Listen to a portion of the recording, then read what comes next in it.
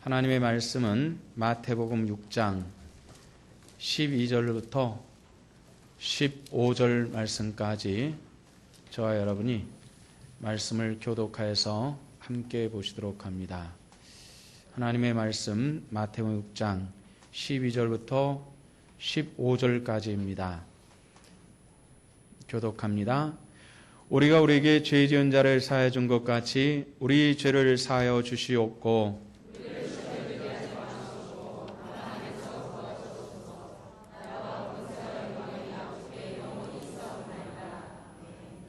너희가 사람의 잘못을 용서하면 너희 하늘 아버지께서도 너희 잘못을 용서하시려니와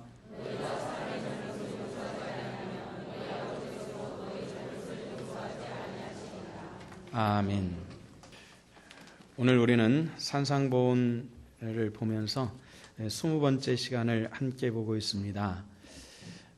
마태복음 5장부터 나오는 예수님께서 산상에서 가르쳐 주셨던 가르침에 대해서 우리가 쭉 살펴보면서 지난 18번째 시간서부터 오늘 20번째 시간까지는 기도에 대해서 우리가 흔히 말하듯이 주님 가르치신 기도, 주기도문에 대해서 우리가 함께 살펴보고 있습니다. 주기도문은 세 부분으로 나뉘어져 있습니다. 첫 번째 부분은 하나님께 영광 돌리는 기도입니다. 우리가 기도할 때 탄식이라든가 또는 원망으로 기도하는 것이 아니라 하나님께 영광 돌리는 감사의 기도로 드린다는 것을 먼저 기억하십시오. 그래서 12절 말씀 보니까 제일 앞에 보면 이런 말씀이 나오죠. 하늘에 계신 우리 아버지의 이름이 거룩히 여김을 받으시오며 나라가 임하옵시며 뜻이 하늘에서 이루어진 것 같이 땅에서도 이루어지이다. 바로 그 부분이 하나님께 영광 돌리는 기도입니다. 또 그 기도 제일 말미에 가로에 13절 가로에 보면은 나라와 권세와 영광이 아버지께 영원히 있사옵나이다 하는 것도 하나님께 영광 돌리는 그런 기도입니다. 그런데 가로에 쌓여 있죠. 가로에 쌓여 있는 것은 이 성경 사본들 가운데서 그 부분이 없는 경우들도 있기 때문에 그렇게 따로 구분을 해놓는 그런 것입니다. 그 다음에 두 번째 기도 제목이 있었죠. 11절 말씀 보니까 오늘 우리에게 일용할 양식을 주옵시고 하는 우리가 세상을 살아가면서 필요한 것들에 대해서 기도할 것을 가르쳤는데 지난주에 우리가 말씀을 나누셨죠. 우리가 기도할 때 평생 동안 먹을 것을 주시옵소서 이렇게 기도하는 것이 아니라 일용할 양식들 우리가 하루하루를 살아가는데 날마다 기도해야 될 것들에 대한 교훈이라는 것을 여러분들과 함께 나누었습니다. 자, 오늘은 어떤 부분이죠? 13절입니다. 우리가 함께 나눌 부분이 13절인데요. 너희가 13절 말씀을 같이 한번 읽어보도록 하십시다. 다 같이 시작. 들게 하지 마옵시고 다만 악에서 구하시옵소서. 아멘. 자, 거기까지입니다. 왜 우리가 시험에 들게 하지 마옵소서 이렇게 기도했느냐 하는 이 문제에 대해서는 12절 말씀 보니까 우리가 우리에게 죄 지은 자를 사하여 준 것 같이 우리에게 우리 죄를 사하여 주옵소서 하는 죄와 용서에 대한 교훈을 우리에게 가르치고 있는 것을 우리가 볼 수가 있죠. 성도 여러분들에게 부탁을 드리는 것은 하나님의 말씀이 바로 그런 것입니다. 우리가 누구에게 죄 지은 것이 있거든 용서함 받기를 원하고 또 하나님께서 저와 여러분들의 죄를 예수 그리스도의 십자가로 다 사하시고 용서해 주신 줄도 우리는 믿습니다. 그런데 문제가 있습니다. 그 문제는 뭐냐면은 내게 죄 지은 자에 대해서는 나는 어떻게 하고 있나 하는 이런 문제입니다. 우리는 오랫동안 기억하면서 가슴에 마치 철필로 새겨놓은 것처럼 그것을 기억하면서 앙심을 품고 있는 이런 경우들이 의외로 많이 있죠. 오늘 하나님의 말씀을 들으면서 혹시 우리 안에 철필로 쓰여진 것과 같은 그런 원한이 있고 그런 앙심이 있거든 오늘 그리스도의 피로 지으시는 하나님의 축복이 우리 성도들 가운데 함께 하시기를 주 이름으로 축원합니다. 우리가 해야 될 것이 있습니다. 무엇보다도 남에게 넉넉한 마음으로 대할 수 있는 신앙인입니다. 오늘 본문을 가만히 보시면은 우리가 평상시에 알았던 것과는 조금 다른 것입니다. 하나님께서 내 죄를 사해 주셨으니 나도 남의 죄를 사할 수 있도록 해 주시옵소서. 이것이 일반적인 그런 기도일 것 같은데, 그러나 여기 조금 다른 모습이 나오죠. 우리가 우리에게 죄 지은 자를 사해 준 것 같이 하나님 내 죄도 사해 주옵소서. 먼저 나에게 죄 지은 자를 먼저 사해 줌에 대한 이야기를 하고 있다는 것입니다. 죄와 회개, 남을 용서하는 문제는 우리가 하나님과 나와의 관계를 잘 알지 못하면 진실로 남을 용서할 수도 없고 하나님의 용서의 축복도 받을 수가 없다는 것을 여러분들 아셔야만 합니다. 우리가 하나님 앞에 나왔을 때에 가장 먼저 우리는 하나님 앞에 설 수도 없는 그런 죄인이었다는 사실들을 여러분들 알고 계신지 모르겠습니다. 여러분들, 우리는 예수 그리스도를 믿기 전에 하나님 앞에 설 수 없는 죄인이었다는 사실들 여러분들 알고 계십니까? 또 그 사실을 믿고 계십니까? 그럼 우리는 이 죄의 문제에 대해서 어떻게 해야 될 것도 알아야 된다는 겁니다.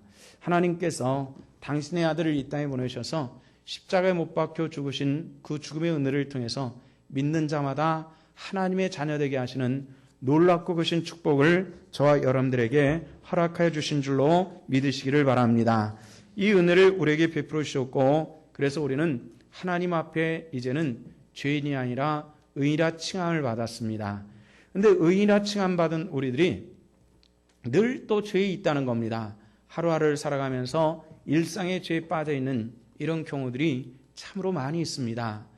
그런데 또 우리는 삶을 살아가면서 내게 죄 지은 자들, 감정 있는 사람들을 용서하지 못하는 이런 어리석음에 있는 것이 성도들의 또한 삶의 모습이기도 합니다. 주님께서 우리 죄를 사하실 때에 우리는 어떤 죄에서 사함받았나 하는 것을 잘 알아야만 합니다. 사람들은 종종 기도할 때 죄로 말미암아 죽을 뻔한 우리를 살리셨다 이렇게 기도하는데, 여러분들 죄로 말미암아서 여러분들 죽을 뻔하셨습니까? 아닙니다. 죄로 말미암아서는 이미 죽었던 우리를 살리셨다는 사실들을 믿으시기를 바랍니다. 무엇으로 말미암아 죽었다고요? 죄로. 근데 언제 우리가 죽을 죄를 졌느냐? 우리 죽을 죄를 지은 것 같지는 않습니다. 그렇죠? 누굴 죽인 적도 없고 강도짓한 적도 없고 그런데 언제 우리가 죽을 죄를 지었느냐 이렇게 생각하실 수 있을 것입니다. 그런데 우리가 그 죄의 가치에 대해서 알아야만 합니다. 성경은 어떤 죄에 대해서 죽을 죄냐 하는 이런 질문을 해봐야 되는데요. 성경은 말씀하시기를 모든 죄의 대가는 사망이다 이렇게 말씀했습니다. 어떤 죄의 대가가 사망이라고요? 모든 죄의 대가가 사망입니다. 우리 한번 따라합시다. 모든 죄의 대가가 사망이다. 모든 죄의 대가가 뭐라 그랬어요? 사망. 죽음이라는 겁니다. 그래서 저와 여러분들은 죽었습니다. 뭐에 대해서 죽었다고요? 죄에 대해서 죽었습니다. 그리고 우리는 다시 살았습니다. 뭐에 대해서 살았습니까? 하나님의 의에 대해서 살았다는 사실들을 믿으시기를 바랍니다. 근데 그렇게 뭐가 죽을 만한 죄냐? 이런 생각을 하기가 참 쉬울 텐데요. 싱가포르에 혹시 가보신 적이 있으신지 모르겠습니다만은 싱가포르에 가보면은 싱가포르라고 하는 나라가 섬인데요. 우리나라 서울만 하다고 합니다. 거기 한 350만 정도가 살고 있어요. 날마다 더운 나라입니다. 항상 여름인 그런 나라예요. 사람이 더운 나라에서는 좀 게을러질 만한다는데 참 부지런하게 산다라는 이런 생각을 받았고요. 싱가포르를 거리를 지나가면서 몇 가지 느낀 점이 있습니다. 참 깨끗하다. 어쩌면 이렇게 깨끗하지? 이런 생각입니다. 정말 하루 종일을 돌아다녀도 휴지 조각 하나 굴러다니는 것을 볼 수 없는 정말 깨끗한 나라입니다. 그렇다고 누가 계속 다니면서 청소하는 것 같지도 않은데요. 어째 정말 깨끗해요. 하루 종일 달아도 꽁초 하나 버려진 것을 볼 수가 없고요. 우리나라 어느 곳에 가든지 길바닥에 떨어지는 까만 껌들 붙어가지고 오랫동안 짓밟혀가지고 넓적하게 퍼진 까만 껌 하나 볼 수 없는 나라가 싱가포르입니다. 정말 깨끗하고 정말 정결하고 정말 질서 있는데요.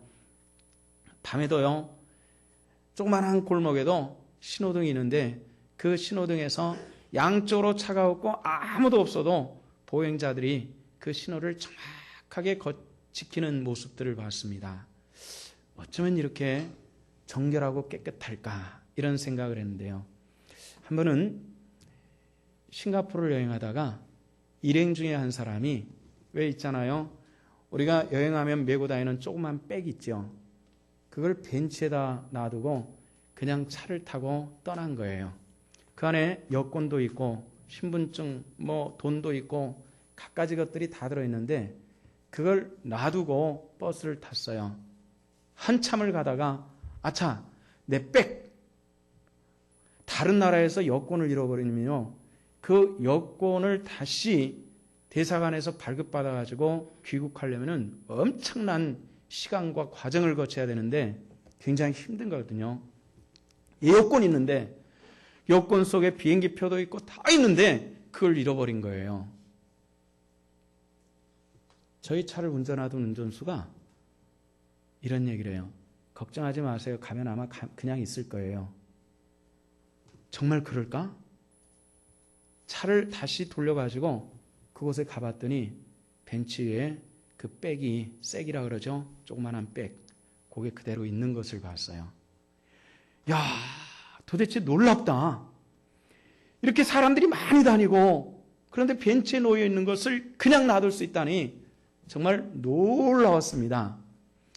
어떻게 이게 가능하냐? 도대체 이 나라 사람들은 어떤 사람이냐? 그랬더니 중국 사람이 한 80% 된답니다. 중국 사람이. 한족이 한 80%가 사는데 중국에 가보신 분들 아시겠지만은 또 여기 계신 분들 중에서 중국에 오신 분들도 계시고요. 중국에 가보시면 아시겠지만은 그 무질서함이라고 하는 것은 상상을 초월할 정도로 대단히 무질서합니다.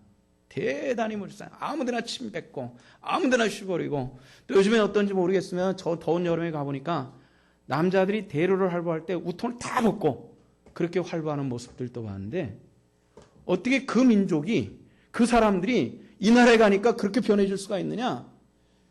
놀랍게 변해. 똑같은 중국인이 어떻게 중국 본토 사람하고 싱가포르 사람하고 그렇게 다를 수가 있어? 굉장히 참 놀랍습니다. 이광료라고 하는 싱가포르 초대 총리가 말레이시아에서 이 싱가포르라고 하는 섬나라를 떼어가지고 독립을 할 때 싱가포르는 중국에서 넘은 이민자들, 정말 가난한 이민자들과 그리고 말레이시아 본토에서 범죄를 저지른 사람들이 와서 숨어 지내는 그런 땅이었다고 합니다. 하루 세 끼를 먹고 살 수 없는 굉장히 가난한 나라였는데요. 싱가포르 초대 총리 이광료 총리가 눈물을 흘리면서 선언한 것이 하나 있었다고 합니다. 내가 총리직을 그만둘 때까지 이 나라는 질서 있는 나라를 만들 것이고 이 나라는 배고른 사람이 없는 나라로 만들어 보겠다 하고 국민들에게 선서를 했다고 합니다. 그래서 이광료라고 하는 사람이 이 나라를 통치하는 방법이 뭐냐면은 법적 질서를 완벽하게 세워나가는 것입니다. 그러니까 침을 뱉으면은 벌금 70만 원, 담배꽁초 길가로 버리면은 70만 원, 벌금이 그렇습니다. 한 번 신호 위반하면은 70만 원 한국 돈으로 벌금이 그렇게 나오는 거예요. 여러분들 담배 피우다 꽁초 버릴 수 있습니까? 이거는 어떤 민족이냐고 관계가 없어요. 그거 한 번 벌금 맞고 한 달에 한 두어 번만 맞으면은 하루 생활비가 싹 달아나는 거니까 어찌됐건 이것을 지키는 겁니다. 미성년자인 미국 아이가 싱가포르에 와가지고 주차장에 있는 주차에다가 스프레이를 뿌리고 못으로 긁어버리고 그래가지고 붙잡혔습니다. 한 번은 그렇게 하면 안 된다 하고 벌금으로 내렸는데 나중에 두 번째 또 잡힌 겁니다. 또 잡혀가지고 태장을 7대를 맞고 풀려났는데요. 태장을 7대 만다. 볼기장 만데 곤장을 맞는데 우리가 생각하기에 형틀에다 대고 곤장을 때린 것 같은데 감정 있는 사람은 더 세게 때릴 수 있고 아니면 봐주려면 슬슬 때릴 수 있으니까 그 나라는 채찍으로 엉덩이를 때리는데 기계로 때린다고 합니다. 정확하게 힘을 조절을 해가지고 응대를 딱 때리는데 그게 채찍으로 때리는 것이니까 채찍이 살을 파고 들어간다고 합니다. 그러니까 7대를 제대로 맞으면 죽을 수도 있다 그래요.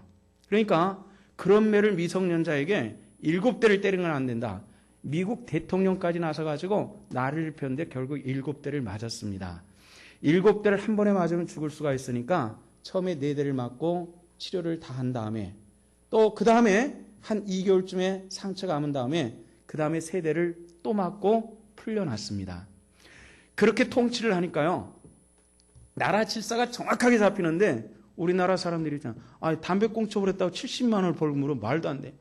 스프레이로 남의 차 좀 칠했다고 사람이 죽을 정도로 채찍을 7대를 그렇게 맞을 수가 있어? 생각할 수가 있지만은 싱가포르의 법입니다. 성경의 법은 뭐냐면은 죄 졌느냐? 그럼 사망이야. 이런 얘기를 하는 겁니다. 저와 여러분들이 이미 죄 가운데 죽었던 저와 여러분들을 예수 그리스도의 보혈의 십자가로 살리시고 우리를 거룩하게 하시는 하나님의 축복을 받으셨고 죄 사함의 은혜를 받으셨다는 사실들 여러분들 믿습니까? 믿습니까? 그렇다면 우리가 이 말씀을 믿는 사람만이 오늘 이 본문의 말씀을 이해할 수 있고 받아들일 수 있고 은혜 받을 수가 있으나 만약에 이 말씀이 이해가 되지 않는다면 또 믿지 않는다면 우리는 절대로 하나님의 은혜를 받을 수가 없다는 것입니다. 우리는 죄에 대해서 우리는 간단하게 표현하면 이런 것입니다. 하나님으로부터 죽었던 죄로 말미암아서 죽었던 우리가 죄 용서함을 더 지나서 살림받았습니다. 간혹 이런 얘기를 듣습니다. 죽은 사람에 대해서 복권했다.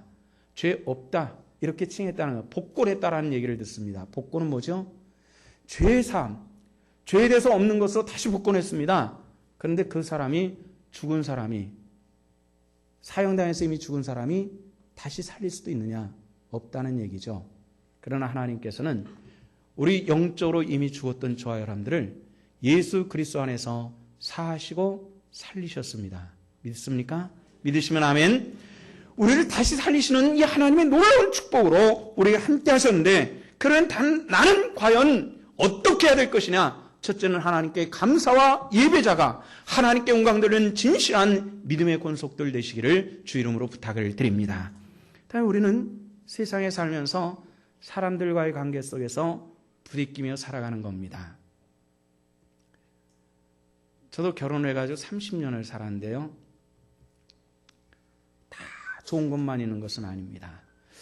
저희를 처음 본 사람들은 목사님 부부는 참 많이 닮았네요. 이렇게 얘기를 하는데 이 말의 뜻은 뭐냐면은 금술이 참 좋은 것 같습니다. 이런 뜻으로 받아들여지는데요. 여러분들 그렇게 느껴집니까? 우리 부부가 금술 좋아 보입니까? 억지로 하실 필요는 없습니다. 근데 제가 생각해도 나쁘진 않습니다. 참 편안한 편이고요. 우리 부부 관계는 참 편안한 편입니다. 30년 동안 항상 편안했냐? 아닙니다. 아주 심각하게 싸워본 적도 있고요. 내가 왜 이 여자랑 결혼했나 싶은 후회도 생겼던 것이 사실입니다. 그런데요. 모든 세상의 관계는 다 그런 것 같습니다. 항상 좋지는 않다는 얘기입니다. 사람과의 관계도 마찬가지입니다. 지혜로운 사람은 이런 관계들을 어떻게 처리해 가느냐가 굉장히 중요한데 우리 주님께서 제자들이 예수님 세례요한처럼 세례요한은 제자들에게 기도를 가르쳐 주는데 예수님 우리도 가르쳐 주세요 하는 그 요청에 따라서 기도를 가르쳐 주셨는데 바로 그 제일 말미에 우리가 우리에게 죄 지은 자를 사하여 준 것 같이 우리 죄를 사하여 주옵소서. 사람과 사람과의 관계를 위해서도 기도할 뿐만 아니라 하나님과 나와의 관계에 대해서도 기도하도록 가르치고 계시다는 것입니다. 우리가 하나님의 아버지로서 하나님께서 나의 아버지가 되시고 나는 아버지 자녀로서 하나님 앞에 나아가는 것입니다. 이 백성을 하나님께서 기뻐하시는데 요한복음 6장 37절에서는 예수님께서 이런 말씀을 하셨습니다. 아버지께서 내게 주는 자는 다 내게로 올 것이요 내게 오는 자는 내가 결코 내어쫓지 아니하리라. 여러분들 하나님 앞에 나오는 자들마다 결코 내어쫓지 아니하시는 주님 앞에 나오는 하나님의 사람들 되시기를 주 이름으로 축원합니다.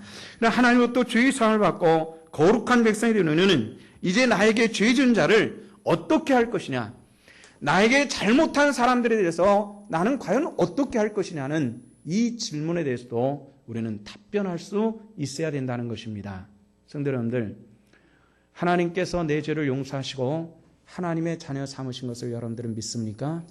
그러면은 나에게 죄 지은 자도 사해 줄 수 있는 그런 진실된 믿음의 권속들 되시기를 주 이름으로 축원합니다.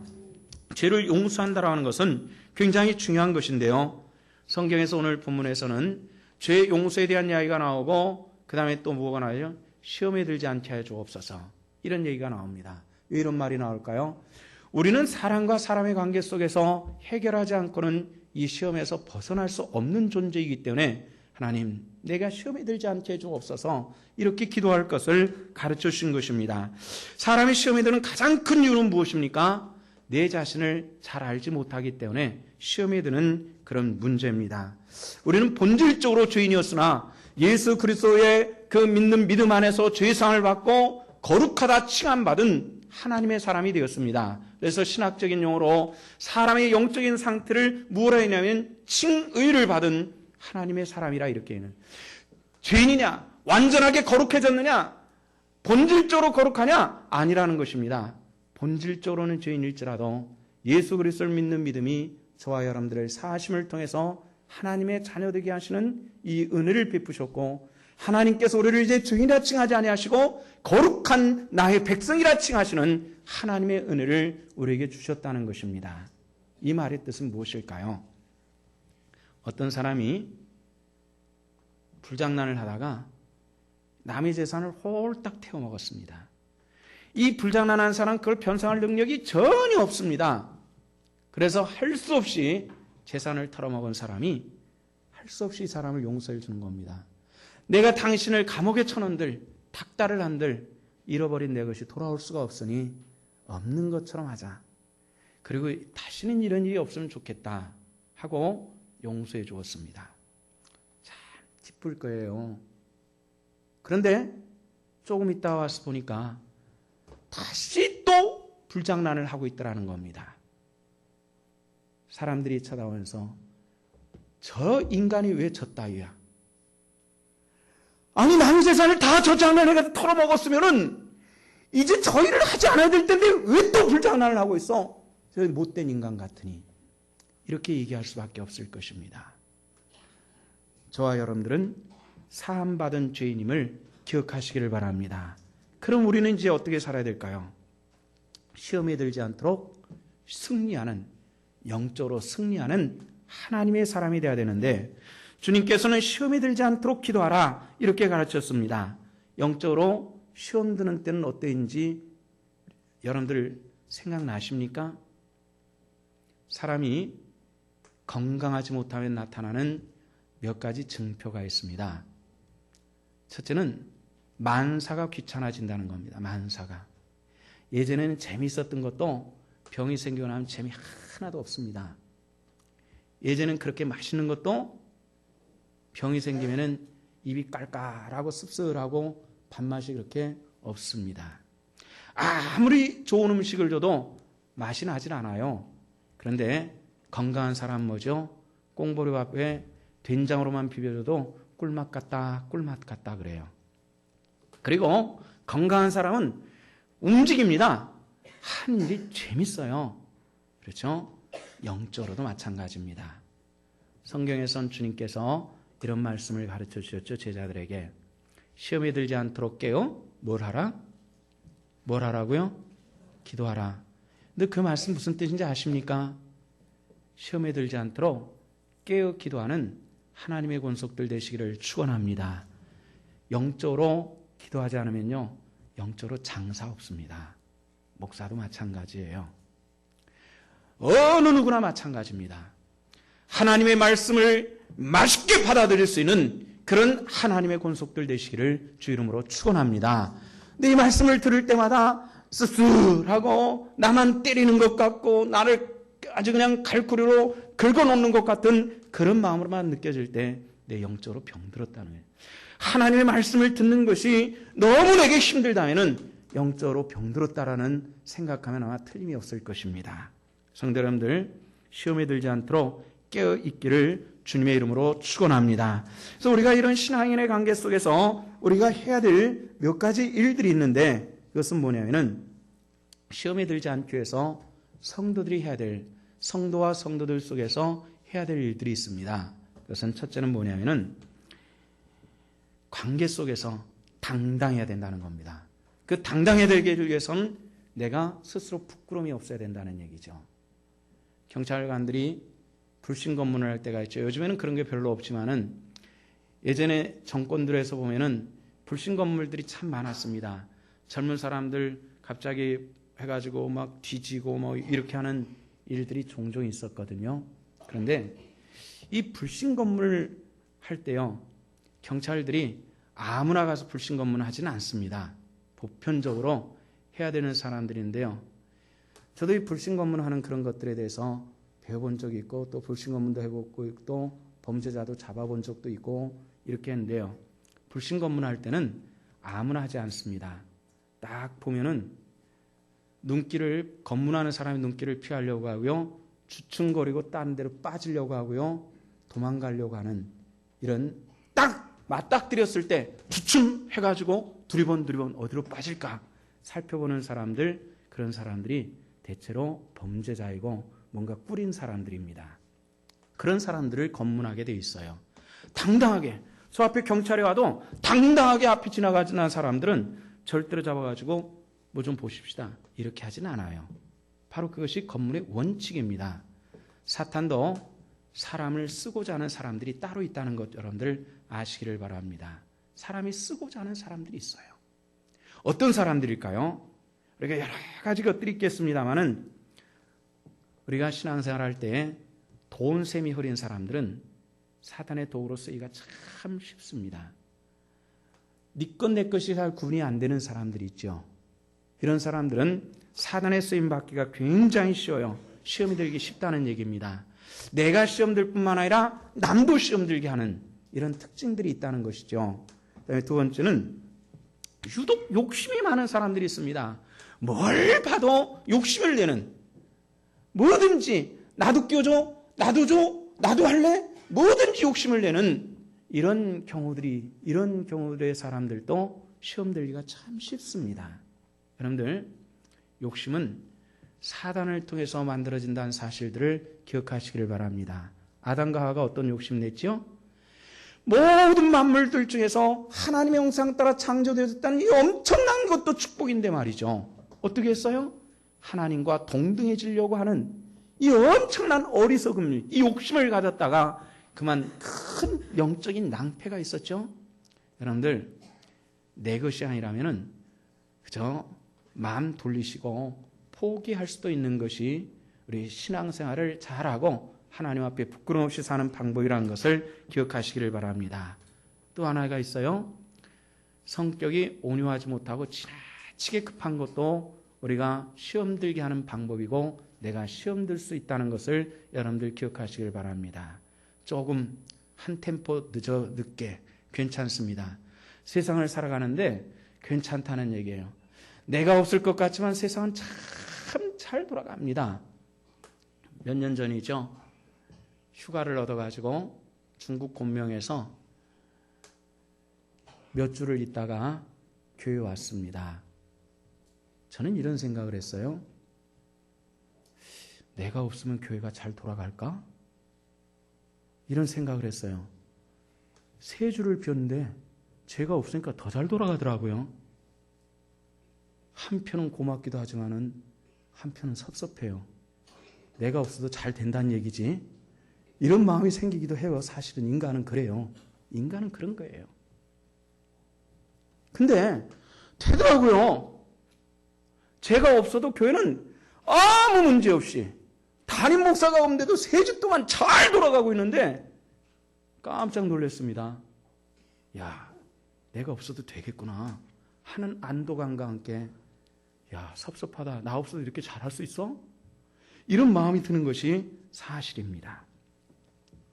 내가 없어도 다 됩니다.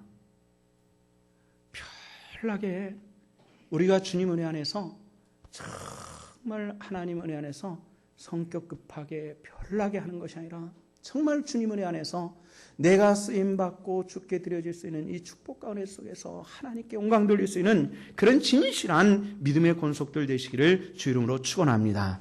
그다음에 음란에 조심하십시오. 음란에 조심하지 않으면 우리가 넘어지기 쉽다는 겁니다. 우리가 오랜 세월 동안에 만들어진 삶의 스타일은 잘 바꿔지지 않습니다. 간혹 젊은 목회자들이 저한테 질문합니다. 목사님, 사람은 믿음으로 그 본질이 변할 수 있을까요? 또 우리 성도님들도 가끔 저한테 질문합니다. 믿음 가지고 본질이 변할까요? 여러분들, 믿음으로 우리들의 본질이 변할 수 있을까요? 없을까요? 있을까요? 없을까요? 우리 한번 투표해 봅시다. 본질이 변할 수 있다. 손 내리시고요. 본질이 안 변한다. 그럼 다른 분들은 생각 없이 앉아 계시는 겁니까? 제 경험과 생각은 본질은 안 변하더라고요. 다만 옛날에 그 메가더 장군 이런 말씀했다 그러죠. 노병은 죽지 않는다. 다만 노병은 죽지 않는다. 다만 사라질 뿐이다. 죄인의 본질은 바뀌지 않는다. 다만 가려질 뿐이다. 할렐루야. 무엇으로 가려줄까요? 예수 그리스도의 보혈로 가려질 줄로 믿습니다. 우리는 변하지 않습니다. 그래서 우리가 해야 될 것이 있습니다. 성경은 날마다 기도하게 하고 그리고 성령에 의지하게 만든다는 사실들을 기억하시기를 바랍니다. 그래서 우리가 주 은혜 안에서 의지되어지고 내가 예수 그리스도를 믿는 믿음 안에서 나의 그 잘못된 본질을 예수 그리스도의 보혈로 덮고 그리고 그래도 감당하지 못할 때 하나님의 말씀에 도움을 받고 성령의 인도함을 받는 그것이 우리라는 사실들을 기억하시고 어쩌다가 성령이 내게 떠나간 것 같고 덮어진 것이 드러나면 그 냄새났던 나의 모습들이 그대로 들어가는 이런 모습으로 사는 것이 아니라 온전히 주의 거룩한 피로 덮고 하나님의 영광의 도구로 살아갈 수 있는 진실된 믿음의 권속들 다 되시기를 주 이름으로 축원합니다. 우리가 악에 빠지지 않기 위해서는 분명한 것이 하나 있습니다. 그것은 뭐냐면은 내 자신을 부인할 수 있어야 된다는 겁니다. 예수님의 제자들이 주를 따라 나섰을 때 너희들이 나를 따르려냐? 예. 그러면은 너를 부인하고 나를 따르라. 이렇게 말씀을 하셨는데 너를 부인하는 그리고 내 부모와 형제와 내 자신까지도 버리고 나를 따를 수 있느냐? 이런 질문을 하시는 것입니다. 어떻게 나를 버리고 어떻게 내 부모를 버리고 내 형제를 버리는 이게 이렇게 패역한 것이지 이건 종교 일이 아니지 않습니까? 그런데도 불구하고 그렇게 할 수 있느냐? 이런 질문을 하시는 겁니다. 무슨 뜻일까요? 신앙으로 승리하기를 원하신다면 나의 옛적 것들을 조금 내려놓으시기를 부탁을 드립니다. 자랑도 조금 내려놓을 필요가 있어요. 사람들은 자기 자랑을 굉장히 저도 마찬가지입니다. 주님을 나타내는 것 같으나 시간 지나가서 분석해 보면은 내 자랑했구나. 이런 생각이 들 때가 참 많아요. 이게 사람의 본질 같습니다. 그러나 성경은 뭐라 말하죠? 자랑하려거든 그리스도 예수 안에서 자랑하라. 할렐루야. 그렇게 하시기를 축원합니다. 주님을 자랑한 것 같은데 결국 내 자신이 자랑되는 이런 모습이 아닌 정말로 하나님께서 나를 사랑하시고 베푸시는 그 복된 은혜와 축복을 따라 사는 그런 믿음의 사람들 되시기를 부탁을 드립니다. 성경에서는 우리에게 하시는 말씀이 용서함 받았느냐? 그리고 용서해줘.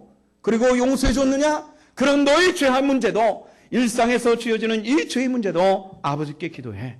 하나님께서 용서해 주실 줄로 믿는다라는 주님의 가르침의 말씀이 바로 거기 있는 것입니다. 아까 말씀드렸던 것처럼 주기도문에는 부록이 있다고 말씀드렸죠. 14절과 15절입니다. 14절 말씀이니까 너희가 사람의 잘못을 용서하면 이 잘못이라고 말하는데요. 옛날 성경에는 다른 표현으로 되어져 있습니다. 다른 사람의 과실을 용서하면 과실이라 이렇게 표현됐어요. 과실이라고 하는 것은 뭐죠? 실수가 많이 들어가 있는 죄의 문제입니다. 똑같은 일이 벌어져도 고의적이냐 과실이냐 이건 굉장히 틀리잖아요.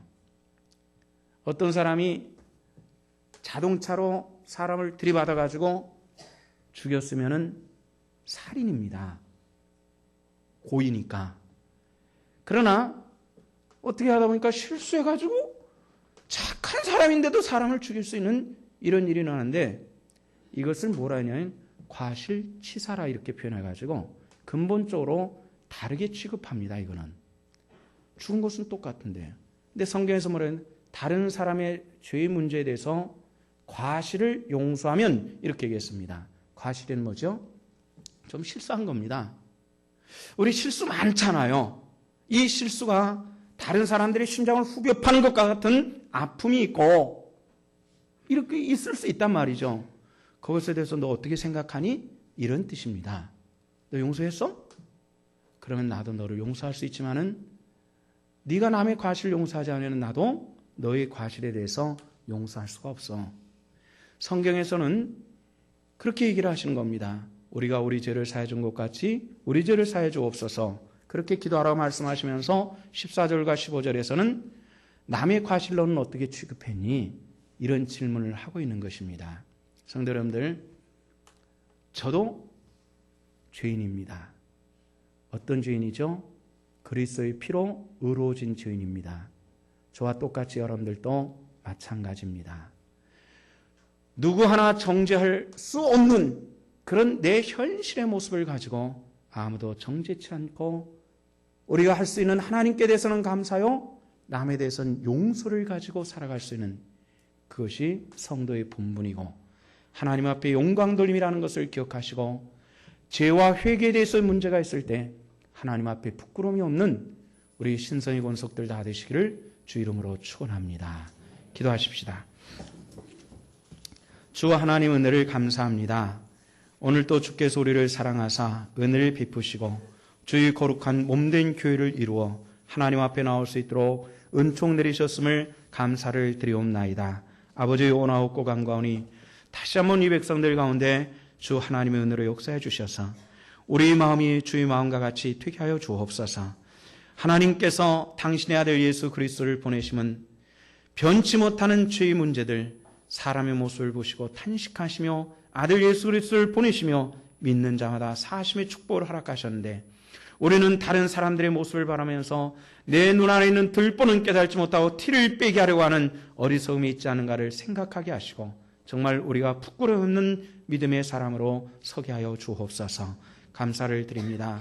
오늘 우리에게 이 말씀의 온전한 은혜와 뜻을 분별할 수 있게 하시고 주께 영광 돌림이 되게 하여 주옵소서. 감사를 드리며 예수 그리스도 이름 받들어 기도하옵나이다. 아멘.